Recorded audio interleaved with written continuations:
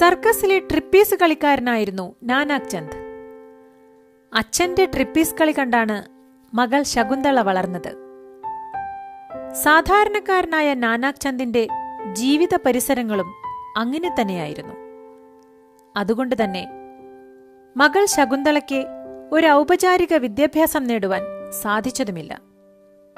എന്നാൽ ശകുന്തളയുടെ മികവുകൾ 3-ാം വയസ്സിൽ ആരംഭിച്ചു. 3-ാം വയസ്സിൽ ചീട്ടിലെ മാന്ത്രിക വിദ്യകൾ അവൾ സ്വന്തമാക്കി. 6-ാം വയസ്സിൽ മൈസൂർ സർവകലാശാലയിൽ ചീട്ടുവിദ്യ കാണിച്ച് കയ്യടി നേടി. 8-ാം വയസ്സിൽ അണ്ണാമലൈ സർവകലാശാലയിലും ഇത് ആവർത്തിച്ചു. 13 അക്കങ്ങളുള്ള 2 സംഖ്യകൾ സെക്കൻഡുകൾക്കുള്ളിൽ ഗുണിച്ച് ഉത്തരം കണ്ടെത്തിയ ശകുന്തള 1980 ജൂൺ 13 ലണ്ടനിലെ ഇംപീരിയൽ കോളേജിലെ ഗണിതശാസ്ത്രജ്ഞന്മാരെ ഞെട്ടിച്ചു. മനുഷ്യ കമ്പ്യൂട്ടർ എന്ന വിശേഷണം ശകുന്തളയ്ക്ക് സ്വന്തമായി.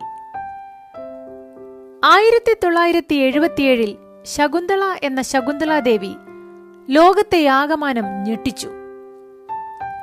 അമേരിക്കയിലെ ഡാളസിൽ കമ്പ്യൂട്ടറുകളുമായി ക്യൂബ് റൂട്ട് മത്സരത്തിൽ 201 അക്ക സംഖ്യകളുടെ 23-ാം വർഗമൂലം 50 സെക്കൻഡിൽ കണ്ടെത്തി.